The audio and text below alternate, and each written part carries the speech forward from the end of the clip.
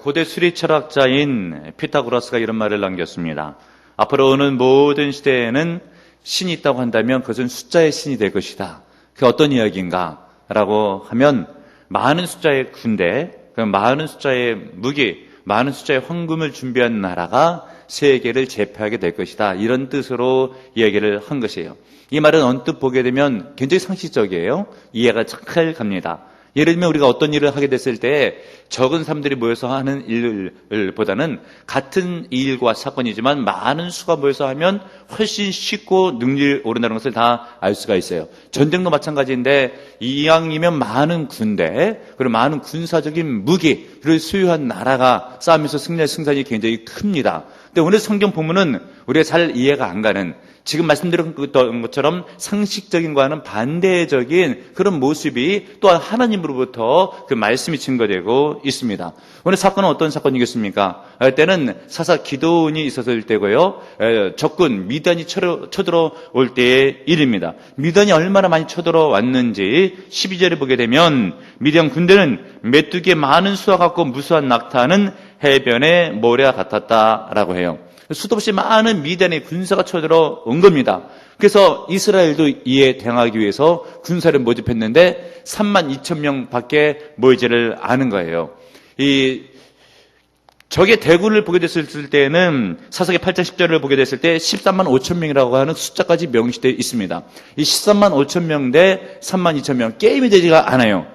지금도 정말 수가 부족해요. 바로 이때 우리 주님께서 납득하지 못할 이해가 안 갈 말씀하시는데 3만 2천 명 숫자가 너무 많다 이 얘기를 하시는 거예요. 그러면서 무서워 벌벌 떠는 자가 있다고 한다면 집으로 돌려보내라. 하나님의 명령이니까 하는 수 없이 기드온이 사람들을 돌려보냈더니 2만 2천 명이 두려워 떨고 집으로 돌아갔고 10,000명이 남은 거예요. 숫자가 줄어들었죠.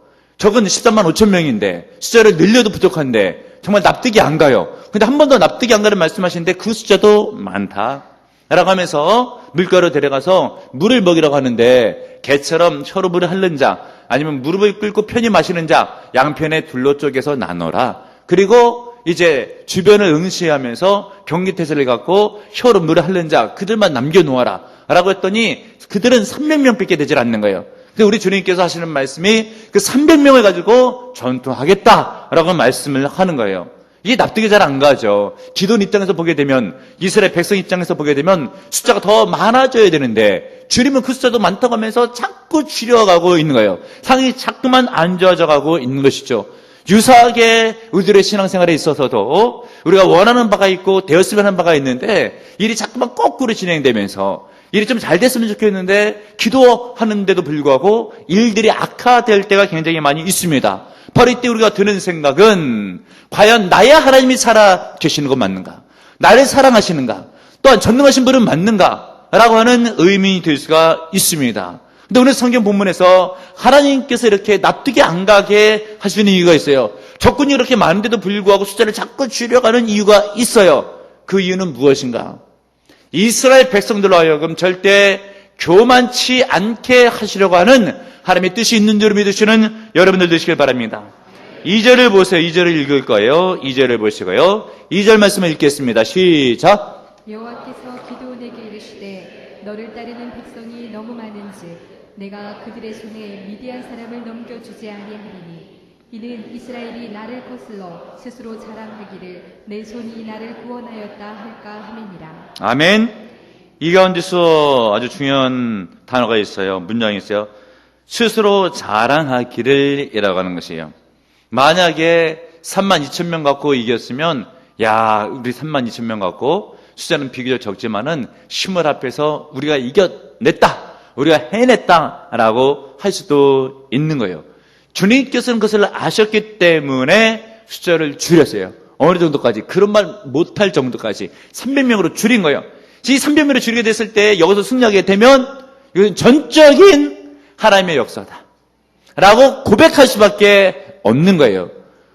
절대 교만한 심령을 우리 주님께서 싫어하시므로 모든 자랑이 인간에게 가는 것을 싫어하시므로 주님께서 숫자를 줄여 가시는 거예요. 상황을 어렵게 만들어 가시는 거예요. 왜냐하면 내 힘으로 하게 됐다라고 하는 교만한 마음이 들까 봐서 주님께서 그렇게 하시는데, 우리 주님께서 가장 싫어하는 게 교만입니다. 성경 말씀에 보게 되면 교만한 자는 대적하신다. 하나님의 적이 되는 거예요, 교만하면. 그렇기 때문에 교만한 심령을 갖게 하는 이는 상황을 악화시켜가지고 겸손하게 만드는 것이 하나님의 뜻이에요.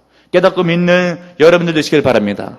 그러면 여러분 인생을 살아가면서 왜 이해가 안 가는 일이 생기는지, 내가 좀 상황이 안 좋은데 기도하게 되면 상황이 나아져야 되는데 왜 더 안 좋은 일들이 생기게 되는지에 대해서 여러분들이 오늘 성경 본문의 말씀과 메시지를 통해서 은혜를 받으시길 바랍니다. 절대 교만을 주께서 원치를 아니하시고 나에게 겸손을 주시고 나를 낮아지게 하기 위한 하나님의 영적인 뜻이 있는 것을 깨닫는 여러분들 되시길 바랍니다.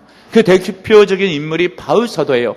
바울 사도는 유럽을 도는데 유럽을 얼마나 많이 선교를 했는지 그 걸어갔던 것을 신학자들이 환산해 보게 되면 세계 지구를 4바퀴쯤 돌았다라고 하는 거예요. 이 과거에 교통수단이 좋지 않았을 때 걷거나 말을 타면서 지구를 4바퀴 돌면서 유럽 거의 전역에 가까울 정도로 복음을 증거했던 인물이 바울 사도예요. 그가 가는 곳마다 회개가 일어나고 복음을 듣고 예수 그리스도 영접하고 교회가 서고 병든 자가 치유받고 엄청난 큰 역사가 유럽의 전역에 많은 역사가 일어나게 되었습니다. 그런데 바울에게도 핸디캡 연약한 점이 있었어요. 육체의 질병이에요. 이 육체의 질병, 가시와 같은 질병, 복음을 증거할 때마다 자기를 괴롭히는 이 여러 가지 어려운 질병 가운데서 신학자들은 그가 간질이다, 아니면 안질에 못 시달렸다, 아니면 말라리아다 등 여러 가지 이론들은 있지만 무엇인지 분명은 않지만 뭔가 한 가지 큰 육체적인 가시라고 표현되고 있는 질병이 있었어요. 이것이 따라가기 위해서 하나님 앞에 3번 간절히 금식하며 기도하게 됐을 때 결국은 하나님의 기쁜 뜻을 알아내는데, 내가 곧 연약할 때가 곧 강하게 되는 것이고 내가 곧 연약할 때가 곧 나를 의지하게 되는 것이고 그로 말미암아 성령의 능력으로 복음 증거가 더 잘 되게 되는 것이다 라고는 응답을 받습니다. 바울 사도는 자기의 연약함을 자랑하게 되어 있어요. 무엇이겠습니까? 나의 육체의 질병, 이것 때문에 내가 자고하지 않고 교만하지 않고 더욱더 겸손히 사역을 감당할 때 하나님의 역사가 나타날 수 있더라 라고 하는 것을 바울이 깨닫고 주 앞에 감사를 드립니다. 여러분, 왜 나로 하여금 우리 주님께서 이해가 안 가도록 힘든 일들을 하는 힘든 입장에 처하게 하실까? 기도하는데 개선되지 않고 더 왜 어려워질 수가 있을까? 그것은 나로 하여금 절대 교만하지 않게 하기 위한 하나님의 섭리 있는 줄을 믿으시는 여러분들 되시길 바랍니다. 어느 목사님의 간증이에요. 한국교회에서 지금 이름만 대면 알만한 아주 유명한 목사님이신데 그분의 전도사 시절 때의 간증입니다. 한 번은 그분이 전도사 시절 때에 부산의 구덕체육관에서 선명회가 이끄는 집회에 있어서 그가 통역차 참석을 했어요. 원래는 통역이 자기가 전문이 아니었고 대타로 소개됐는데 당시에 선명회 총재였던 스탠 무니엠 박사가 오셔서 말씀을 증거하는데 통역을 담당했던 사람이 이제 자기 자리를 지키지 못하게 되어서 하는 수 없이 이 전사님에게 부탁을 드린 거예요. 이 전사님이 이제 수천 명이 넘는 청중 앞에 처음 서는 순간인데 얼마나 긴장이 되고 떨리겠습니까? 하나님이 은혜를 주셔서 잘 통역하게 해달라고 그렇게 기도를 했죠. 그리고 바로 그 옆에는 또 한경직 목사님께서 한국의 총재였기 때문에 같은 자리에 있었어요. 어마어마한 자리에서 이 젊은 전도사님이 통역을 하게 된 거예요. 그런데 하나님의 도우심이 임했는지 정말 통역할 때 많은 사람들이 은혜를 받는데 자기가 볼 때에도 은혜를 받는 것 같더래요. 자기가 끝나고 내려오는데도 통역을 굉장히 잘한 것 같더래요. 그리고 나서 통역 끝났을 때 한경직 목사님께서 불러대면서 악수를 나누면서 한국교회에 인물이 났다고 격려해 주더래요. 아주 기분이 그렇게 좋았대요. 그래서 이제 숙소였던 집회를 마치고 해운대 호텔로 가서 있는데 목사님들, 장로님들이 불러대면서 하는 이야기가 이 통역은 한 사람은 다른 언어로 말씀을 증거하지만 우리나라 말로 통역을 해야 되잖아요.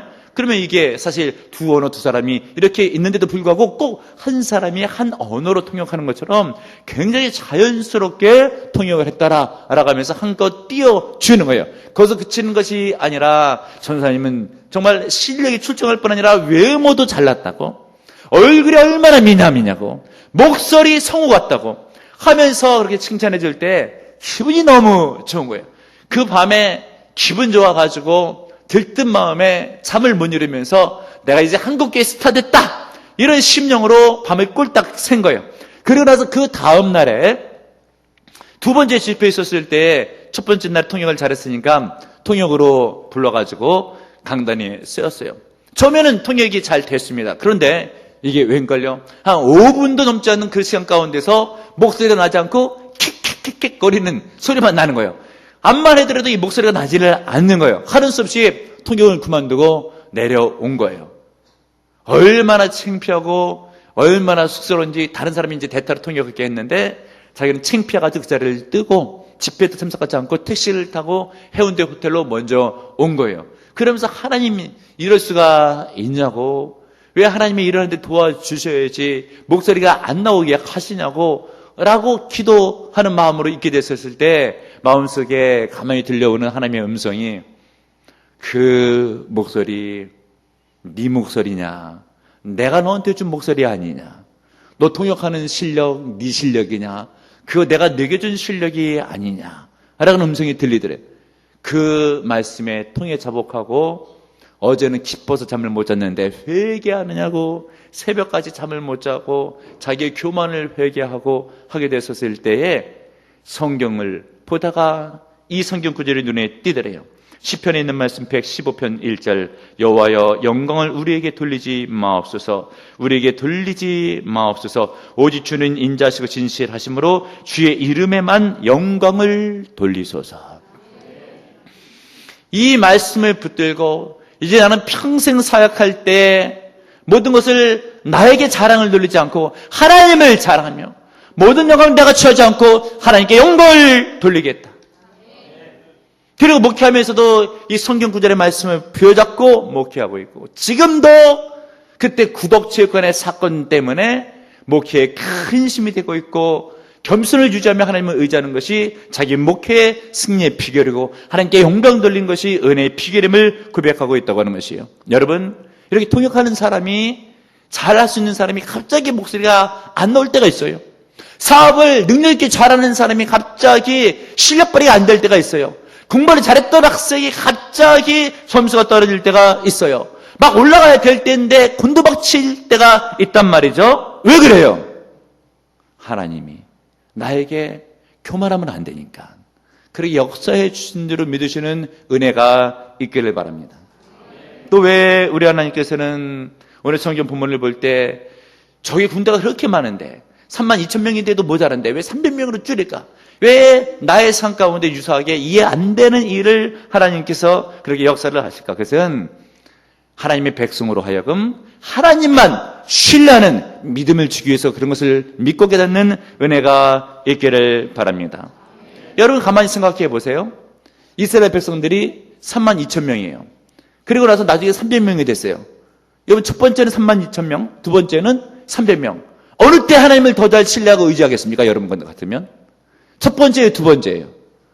300명밖에 안 남았을 때 이 두 번째 더 하나님을 의지하겠죠, 여러분. 더 힘드니까. 바로 그거예요. 우리 하나님께서 왜 나의 삶을 열악하게 만드시는가? 나로 하여금보다 전복적으로 주님을 신뢰하게 하기 위한 하나님의 뜻이 있음을 믿으시는 여러분들 되시길 바랍니다.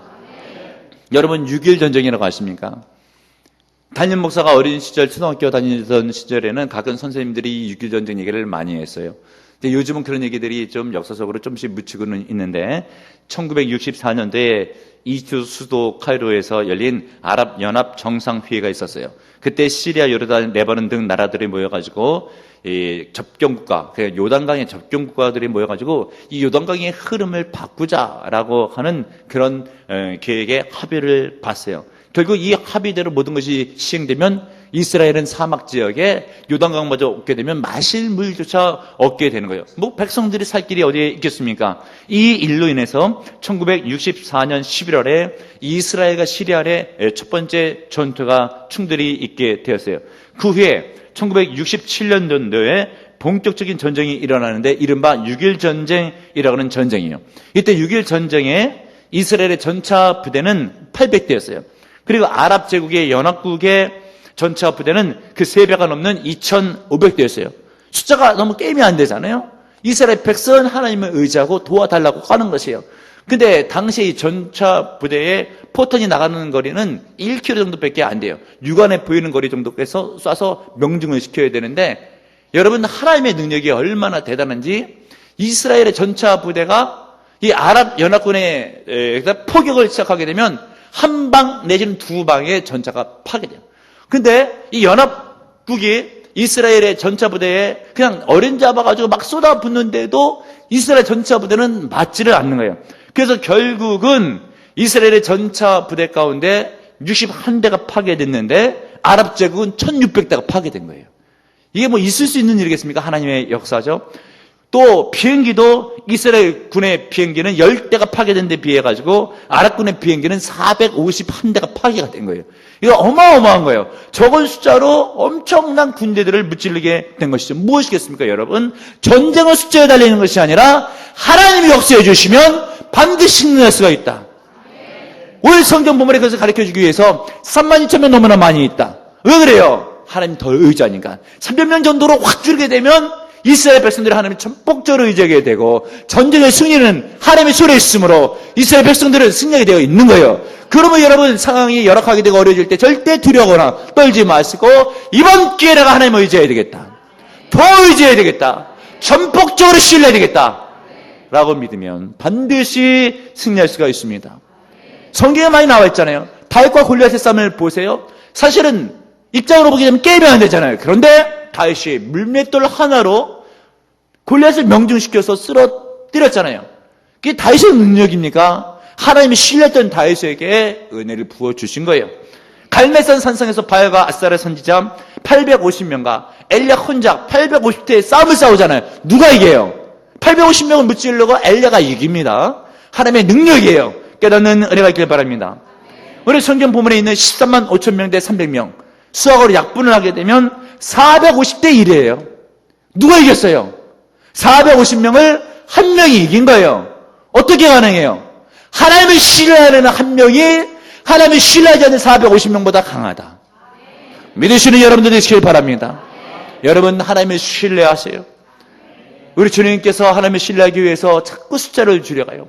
상황을 자꾸 어렵게 만들어가요. 일이 자꾸 꼬이게 해요. 곤두박질 치면서 내려가게 만드는 거예요. 왜요? 하나님을 신뢰해라. 신뢰하면 승리할 수가 있다. 믿으시는 여러분들 되시길 바랍니다.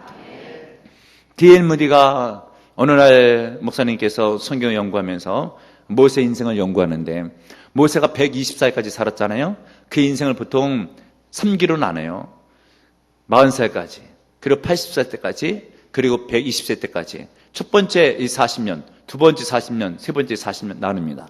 첫 번째 40년은 애굽에서 왕자 생활, 두 번째 40년은 미디안에서 광야에서 양들을 칠 때, 그리고 세 번째 40년은 애굽에서 출애굽시킬 때의 그 과정을 일컬어서 세 번째 그의 사역이라고 해요. 그러면 이 첫 번째 때의 모세의 인생을 D.L. 무디 목사님께서 이렇게 정해요.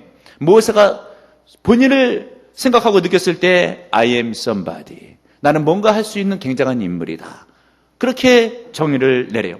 그리고 중간에 양을 칠 때에 모세의 입장, 모세가 스스로 자기를 생각했을 때의 그 입장을 자기를 그렇게 표현을 하는 거예요. D.L. 무디 목사님께서 I am nobody. 나는 아무것도 아니다. 아무것도 할 수가 없다라고 하는 것이에요. 이렇게 나이 80이 됐을 때 하나님께서 모세를 찾아와서 하시는 말씀이 너는 이제 애굽으로 가서 내 백성 이스라엘 백성들을 인도하여 내라. 그때 모세가 I'm nobody. 나는 아무것도 할 수 없어요. 말도 하질 못해요. 어떻게 사람 앞에 설 수 있겠습니까? 입을 지은 자가 누구냐? 누가 말 잘하는 일을 냈느냐? 내 형 아론이 있질 않느냐? 내가 붙여주리라. 하나님께서 권면하면서 결국은 모세를 세우고 모세는 애굽에 가서 이스라엘의 영도자가 돼서 출애굽을 시키는데 성공을 하죠. 이 세 번째 시기를 D.L. 무디 목사님께서는 I'm God's body, 하나님의 종이라고 표현을 해요.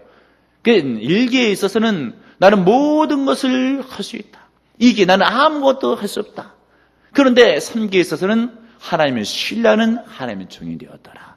결국 어떤 모세의 정체성이 하나님의 큰 일을 감당하겠습니까? I am God's body. 나는 하나님의 종이다. 라고 하는 하나님에 대한 신뢰가 있는 본인에 대한 정체성이 있게 됐을 때 이런 사람이 큰 일을 하게 되어 있습니다.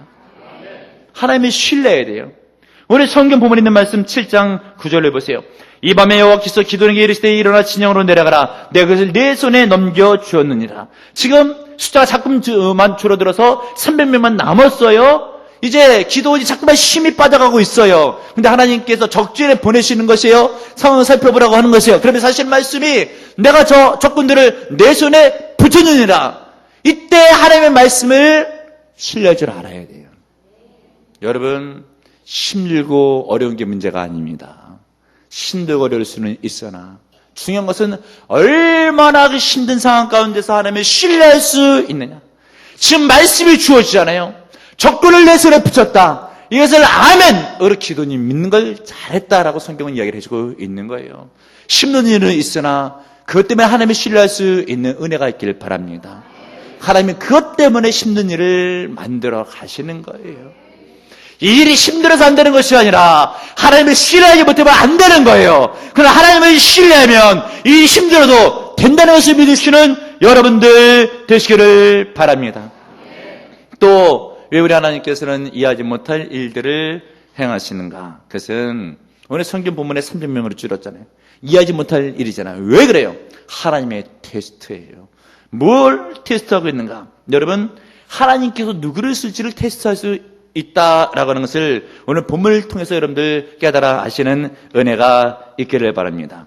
여러분, 이스라엘 백성들이 생각하게 됐었을 때 32,000명 숫자 부족하다고 했죠. 근데 우리 하나님께서 집에 돌려버리니까 22,000명 돌아가고 10,000명 남았죠. 또 주님께서 물먹이는 것을 통해서 테스트를 하고 한쪽에 개체로 하는 자를 한쪽에 세워놨더니 300명만 남은 거예요. 주님은 누구를 쓰시겠대요? 32,000명 모였지만 다 안 쓰겠대요. 10,000명 모였지만 다 안 쓰겠대요. 300명만 쓰시겠대요. 왜요? 테스트에 합격된 자만 쓰겠다. 지금은 전시거든요. 전시인데 물 먹으라고 했을 때 그냥 물을 막 들이킬 수도 있겠지만 전시니까 주변을 살펴보면서 전시 태세를 취하는 자세를 취하면 그 사람이 믿음의 사람이라고 하는 것이죠. 여러분, 하나님을 믿는 게 뭐예요? 하나님을 믿음으로 나는 아무것도 안 한다. 그게 하나님을 믿는 겁니까? 예를 들면 이번 전투에서 내가 너를 도와주리라. 그럼 전쟁을 안 하는 거죠. 믿고 싸우는 거죠. 하나님이 이긴다 그래서 난 가만히 있는다. 믿지 않는 겁니다, 여러분. 믿지 않으니까 안 하는 거예요. 믿으면 하게 돼 있는 거예요. 그런데 우리 하나님께서 적군을 붙였다고 했잖아요. 300명은 믿고 자기 전투 체제를 취하면서 개처럼 물을 헐뜨면서 주변을 보고 있어요. 하나님의 테스트 합격된 자. 이들을 주님께서 쓰셔가지고 결국은 13만 5천 명 무찌르는데 대승을 거두게 하는 거예요. 깨닫고 믿는 여러분들 되시기를 바랍니다. 여러분, 실은 이 물 먹는 거 아무것도 아니잖아요. 이렇게 마실 수도 있고 저렇게 마실 수도 있고. 그런데 마찬가지예요. 우리의 삶 가운데 물 먹는 거, 밥 먹는 거, 걸어가는 거, 뭐 아무것도 아닌 일들이 있어요. 그런데 과연 그 작은 것들에 대해서 믿음으로 행하느냐? 하나님의 테스트인지 알고 합격할 수 있느냐? 물론 오늘 성경 부문에 있는 300명은 테스트인지 모르고 갈 수도 있어요. 그러나 믿음의 자세가 되어 있는 거예요. 하나님께서 보실 때 테스트인 것을 알아도 되고 몰라도 돼요. 중요한 것은 그 테스트에 합격을 받을 수 있을 만한 믿음의 자세를 견지하고 있는가? 별거 아닌 일에 주님께서 보실 때에 충성을 다하고 있는가? 자그마한 일에 하나님의 일이라고 열심을 내고 있는가? 아니면 아무것도 아니라고 소리하고 있는가? 여기서 갈라지는 거예요, 여러분. 순간순간 인지하고 인지하지 못한 하나님은 테스트하세요. 여러분을 보시는 거예요. 믿음이 있는가를 보시는 거예요. 상황을 자꾸 어렵게 만들다 보면 믿음이 드러나요. 바닥이 드러나요. 숫자를 자꾸 줄여서 300명 전 되게 되면 진짜 믿음의 사람이 남는 거예요. 상황이 좋았을 때는 몰라요. 자꾸만 어려운 쪽으로 몰고 가요. 바닥까지 몰고 가요. 그때 믿음이 있으면 진짜 믿음이고 그런 사람은 쓰임을 받는 거예요. 여러분, 왜 우리가 인생을 살면서 우리 성경 본문에 있는 것처럼 어려운 일이 생기겠습니까? 하나님의 테스트라고 하는 것이죠. 통과하면 그게 쓰임을 받아요. 여러분, 목동으로서 왕이 됐던 다윗을 잘 아시죠? 그가 어떻게 해서 왕이 되었는지 시편에 기록되어 있어요. 시편 78편 70절 이하에 있는 말씀. 또 그종 다윗을 택하시되 양의 우리에서 취하시며 전량을 지키는 중에서 그들을 이끌어내사 백성인 야곱 그의 소유인 이스라엘을 기르게 하셨더니 이에 그가 그들을 자기 마음의 완전함으로 기르고 그의 손의 능숙함으로 그들을 지도하였도다. 아멘, 할렐루야. 무슨 이야기예요? 하나님께서 보실 때 이 양치는 일을 하고 있는 다윗, 목동에 있을 때 양 한 마리를 돌보고 양떼들 돌보는데 정성껏 잘 돌본단 말이죠.